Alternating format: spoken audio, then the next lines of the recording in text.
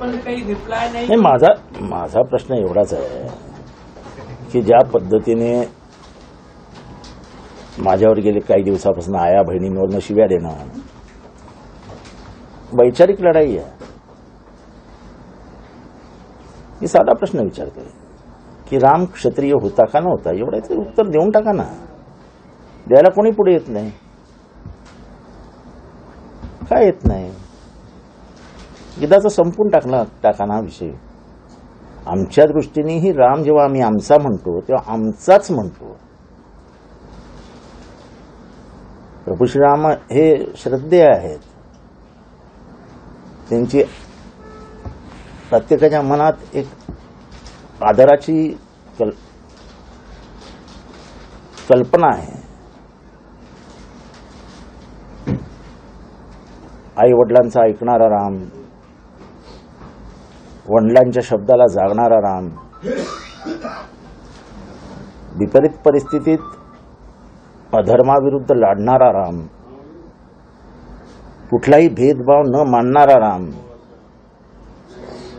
कुठल्याही सत्ता लोलूप म्हणजे लंका ताब्यात घेतल्यानंतरही ती लंका लक्ष्मणाला आरामात देता आली असती. त्यांनी नाही दिली. त्यांनी विभीषणाला दिली. किंवा बालीची हत्या केल्यानंतर सुग्रीवाला त्यांनी सिंहासनावर बसवलं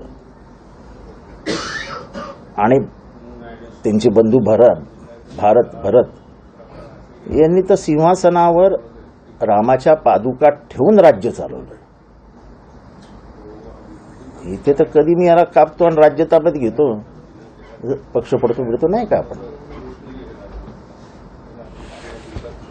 आणि ते लोक आम्हाला मर्यादा पुरुषोत्तम राम समजवणार.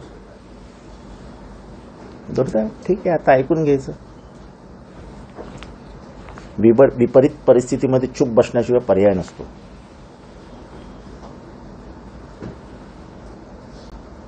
विपरीत परिस्थितीमध्ये म्हणून चूक बसले. परिस्थिती विपरीत उत्तर देण्यासाठी योग्य नाही. आता विचार मांडणंच लोकांना आवडत नाही ना. वैचारिक लढाई लढायचीच नसते. एखादा विचार मांडला की खाली तुझ्या सगळ्या आई बहिणी सगळं रस्त्यावर येतं. विचार करायचाच नाही, पुस्तकं वाचायचीच नाही, इतिहास समजूनच घ्यायचा नाही.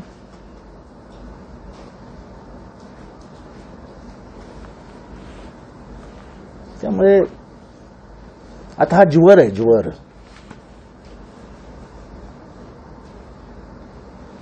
त्याच्यामुळे आपण शांत राहिलेलं बघ. जी विपरीत परिस्थिती तुम्ही म्हणतात ती जर कोणी बोललंच नाही तर ते अजून जास्त विकू पाहिजे असं वाटत नाही का प्रत्येकाने? भारतामध्ये ते होत आहे ना. न बोलण्याचे भारताला परिणाम भोगावे लागते. शांत राहण्याचे परिणाम महाराष्ट्र देशाला भोगावे लागते. देश आता महागाईवर बोलत नाही, देश बेरोजगारीवर बोलत नाही, महिला अत्याचारावर बोलत नाही, ढासळलेल्या आर्थिक परिस्थितीविरुद्ध बोलत नाही, खराब झालेले परराष्ट्र संबंधांविषयी बोलत नाही. असा जर अबोला झाला देशामध्ये,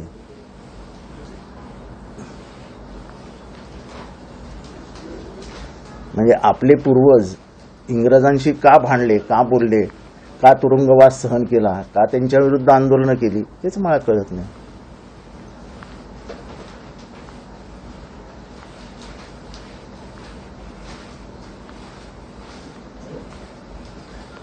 काल आपण जो विषय मांडला होता ज्युडिशरीमध्ये आरक्षणासंदर्भात, मी काल तो विषय मांडला आणि तिथेच मी संपवला. यावर सुशीलकुमार शिंदे यांनी म्हटलं की बाबासाहेबांनी जेव्हा संविधान लिहिलं तेव्हा चिंतन करून लिहिलं, त्यामुळे मला वाटत नाही की त्यावर काही बोललं पाहिजे. हा, मग ते जी माझी शंका होती ती मी व्यक्त केली. मला असं नाही वाटत बाबासाहेबांनी दूरदृष्टी ठेवून मुद्दामून हे सगळं नसेल. आता त्यांनी का केलं नाही, का केलं हे काही आपण सांगू शकत नाही. मी तेच सांगतो, माझे काही विचार आहेत ते मी मांडत असतो. समाजाला पटले तर ठीक, नाही पटले तरी ठीक. असं मी कुठे जबरदस्ती करतोय की माझ्या विचारांना मान्यताच द्या. तुम्ही जे म्हणाले की जातीवादाचा वास येतो, नाही, मी असं कुठेही म्हटलेलं नाही. मी असं कुठेही म्हटलेलं नाही. तुम्ही ऑन रेकॉर्ड तपासून बघा, तुम्हीच होतात तिथे. न्यायालयाचे निर्णय, काही निर्णय असे असतात की त्याच्यातून स्मेल येतो, जातीचा मी स्मेल. असं म्हटलेलंच नाही. तुम्ही बोलला नाही, काढून बघा. पण असा काही तुमचा अनुभव राहिलेला गावाचा किंवा तुम्ही काम करताना तुम्हाला मला आपण अनुभवाला असतं तर मी बोललो असतो. मी शांत बसणारा माणूस नाही.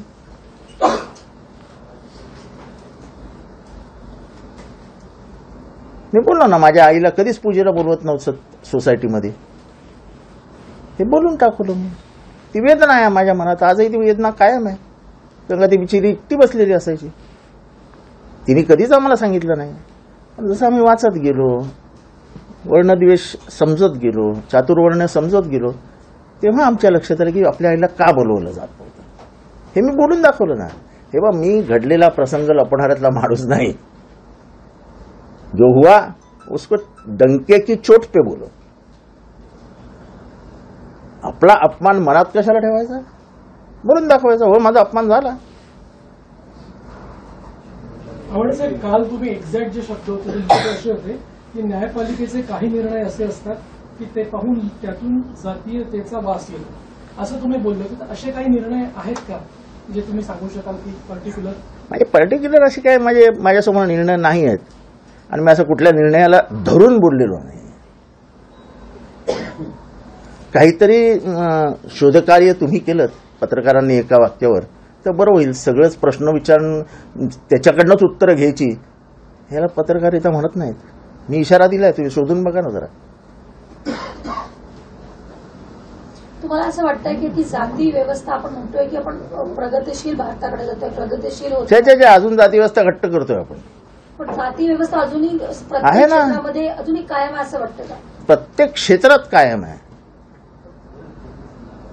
मध्ये IAS-IPS प्रातिनिधिक स्वरूप आलेलं 4% पण नाही आहेत. आपल्या मंत्रालयात जाऊन बघा ना किती टक्के. म्हणजे जो मूळ बाबासाहेबांचा हेतू होता की प्रातिनिधिक स्वरूपात हा समाज दिसला पाहिजे, म्हणजे हा समाज मेनस्ट्रीम मध्ये येईल. बाबासाहेबांनी रिझर्वेशन म्हणजे आर्थिक उन्नतीचं साधन ठेवलं नव्हतं, की ज्यांना समाजांनी मान्यताच दिली नाही, मनुष्य म्हणून जगूच दिलं नाही, अशा लोकांना त्यांनी आरक्षणाची तरतूद करून ठेवली की यांना मुख्य धारेत आणा. 5,000 वर्ष मुख्य धार, 5,000 वर्ष नाही, जेव्हापासनं हा देश किंवा हे काय आपल्या काय जे काय असेल ते अस्तित्वात आलं तेव्हापासून तुम्ही एका वर्गाला मान्यताच देत नव्हतात. त्यांना शिक्षण नाही, त्यांना घर नाही, त्यांना शेती नाही. अशा वर्गाला प्रतिनिधित्व मिळावं म्हणून तर आरक्षण आलं. अहो तुम्ही साधा विचार करा ना. सगळ्या शाळा, तुमच्याही शाळा या आता म्युन्सिपाल्टीच्या प्रायव्हेटायझेशनकडे चालल्या आहेत. किती टक्के झोपडपट्टी आपल्याकडे नागपुरात? त्यांची पोरं कुठे जाणार शिकायला? 5 शाळेंचं एकत्रीकरण करताय जिल्ह्यामध्ये. काही काही गावापासून शाळा 15-15 किलोमीटर दूर असतील. कशी जाणार चालत? आपण बोलायचंच नाही असं ठरवल्यावरती मग एक नवीन वर्ग तयार होईल. म्हणजे शिक्षण हे सर्वत्र पसरावं, सर्वदूर जावं, हा डॉक्टर बाबासाहेब आंबेडकरांचा किंवा महात्मा फुलेंचा का शाहूंचा विचारच प्रभूत होतोय. फुले, शाहू, आंबेडकरांचा महाराष्ट्र हा अशिक्षित महाराष्ट्र होईल काही दिवसांनी. कोणाला परवडते फी? CBSE, ICSE, काय ते इंटरनॅशनल. इथे 10वीची शाळा फी भरताना मारामारी आहे. बेरोजगारी वाढते, महागाई वाढते, पगार वाढत नाहीयेत आणि त्याच्यामध्ये हे अजून एक ओझं. कसं जगायचं माणसानी? तुमच्या सगळ्या महापालिकेच्या शाळा देता येत आता. ही झोपडपट्टीतली पोरं जाणार कुठे शिकायला? आणि झोपडपट्टीत राहतं कोण? दलित, OBC, ST हेच राहतात ना तिथे. म्हणजे त्यांच्या जर शिक्षणाच्या वाटा बंदच केल्या तर प्राचीन काळचा भारत परत एकदा या देशात निर्माण होईल त्याची भीती आहे ना माझ्यासारख्याच्या मनामध्ये.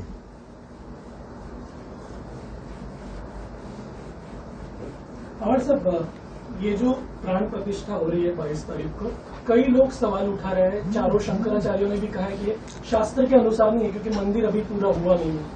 ऐसा है, शंकराचार्य ने हिंदू धर्म के लिए क्या किया, ऐसा जब पूछा जाता है तो अब इसका सवाल क्या, जवाब क्या देने का है। आदि शंकराचार्य ने जो कार्य किया, तब की जो धार्मिक लड़ाई थी वो खत्म की और हिंदू धर्म को एक करने का काम करके आगे बढ़ाया। आज जो हिंदू धर्म दिख रहा है वो सिर्फ आदि शंकराचार्य की मेहरबानी है और ये पीठ अभी के नहीं है। आदि शंकराचार्य के जमाने से ये पीठों का निर्माण किया गया है। अब जो बैठे हैं वहां पे वो आदि शंकराचार्य के उत्तराधिकारी है और आप पूछते हो कि शंकराचार्य ने किया क्या, तो इसका मतलब आपको हिंदू धर्म ही नहीं मालूम। इसी के लिए बोलते हम विचारों से लड़ो। हमारे कुछ विचार है, आपके कुछ विचार हो सकते हैं, हमारा वैचारिक संघर्ष होना चाहिए। हम वैचारिक संघर्ष करने को ही आज के रोज में तैयार नहीं है।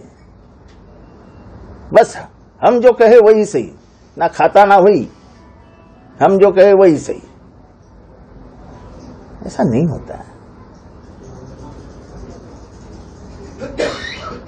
लोग बोलना ही बंद कर देंगे तो इस देश का लोकतंत्र खत्म होने में देर नहीं लगेगी।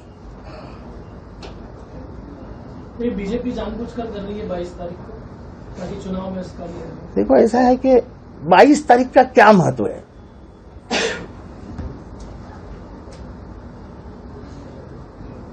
बाईस तारीख का कोई राम से संबंध है, कोई पूजा पाठ करने का दिन है? क्योंकि पिछले 1970 के पहले इलेक्शन में शायद राम के नाम का इस्तेमाल हुआ था। तब से लेके आज तक हर चुनाव में राम ही के नाम पे इलेक्शन लड़ा जाता है। आज से 40-45 दिन में इलेक्शन डिक्लेयर हो जाएगा। अभी ये लोग निकलेंगे उधर से पूजा करके, फिर प्रसाद बांटने जाएंगे हर एक के घर में, फिर उसके बाद राम की कोई पुस्तिका निकलेगी, वो बांटेंगे हर एक के घर में। तो ये देश में एक माहौल तैयार कर देंगे जो धर्म पे आधारित है और उसी के ऊपर वोट मांगेंगे। महंगाई मत बोलो, महंगाई के ऊपर मत बोलो, बेरोजगारी के ऊपर मत बोलो, आर्थिक ताकत के ऊपर मत बोलो। हम ये भूल ही गए इतिहास में कि श्री राम का पहला शिलान्यास किसने किया था? किसने किया था? ये शिलान्यास राजीव गांधी जी ने किया था। दोबारा शिलान्यास नहीं किया जाता इतिहास में। पर अब भूले कौन, बताए कौन? जिस जगह से मूर्ति उठाई गई उससे 3 किलोमीटर दूर तो राम मंदिर बन रहा है। मंदिर वही बनाएंगे, जगह नहीं बताएंगे। वो जगह 3 किलोमीटर दूर है। क्या बोले अब? सुप्रीम कोर्ट के जो न्यायाधीश थे उन्होंने कहा तो कि राम लल्ला का जन्म यही हुआ है। वो स्थान जो उन्होंने बताया था वहां पे मूर्ति की प्रतिष्ठापना हो ही नहीं रही है। तो तुम्हारे मन का राम, तुम्हारे जगह का राम और तुम्हारे मंदिर में राम, तो तुमने लॉक एंड की में बंद कर दिया राम को। अरे राम हमारा है, हम 22 तारीख को क्यों दर्शन ले? हम 23 को लेंगे, नहीं जमा तो 24 को लेंगे। और ये न्योता देने वाली बात कहां से आ गई? ये चातुर्वर्ण व्यवस्था की तैयारी कर रहे हो क्या? कि हमारे पूछे बिना तो मंदिर में नहीं जा सकते। ये तो बड़ा कालाराम मंदिर में जाके बाबा साहब अम्बेडकर ने तोड़ दिया था ये बात को। ये नई व्यवस्था क्या है कि न्योता आना चाहिए। न्योता काहे के लिए? न्योता राम हमारे है, मंदिर हमारा है, हम जब मर्जी चाहे जा सकते हैं मंदिर में। तुमको पूछ के जात बता के जावे क्या? और मेरा यह सवाल है कि द्रौपदी मुर्मू को आज तक क्यों न्योता नहीं गया है?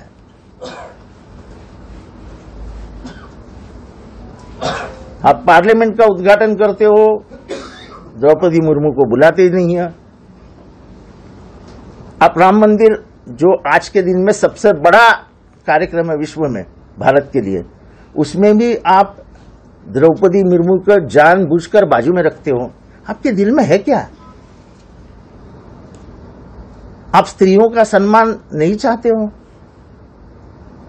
जिस राम ने शबरी के हाथ से बेर खाए थे, उसके मुंह में लगाए हुए, इतना महत्व शबरी को रामायण में है।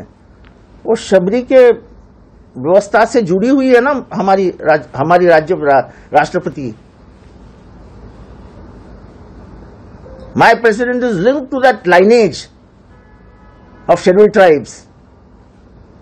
और जिनको वर्ण व्यवस्था में कोई अधिकार नहीं था, तो आप उस वर्ण व्यवस्था को आज भी इतनी मजबूती दे रहे हो कि आप द्रौपदी मुर्मू को भूल ही गए।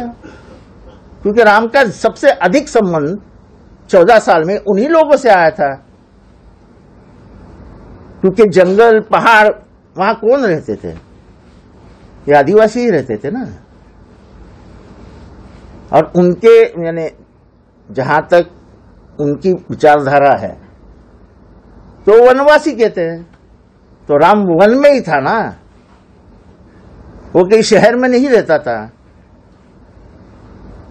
तो वन में सबसे ज्यादा संबंध उनका किससे आया होगा?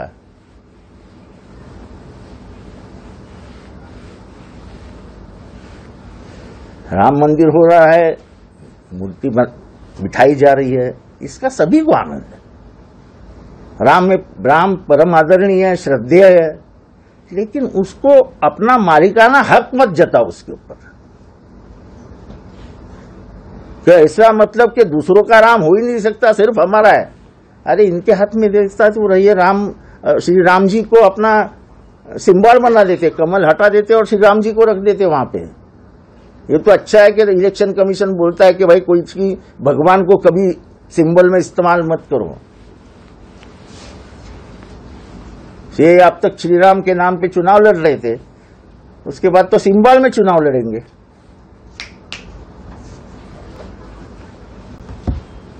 ये पॉलिटिकल सवाल है नहीं क्या आपके पास? लोकसभेसाठी मास्टर प्लॅन तयार होत आहे, भाजपचे आमदार खासदार यांना लोकसभेच्या मैदानात उतरवणार आहे।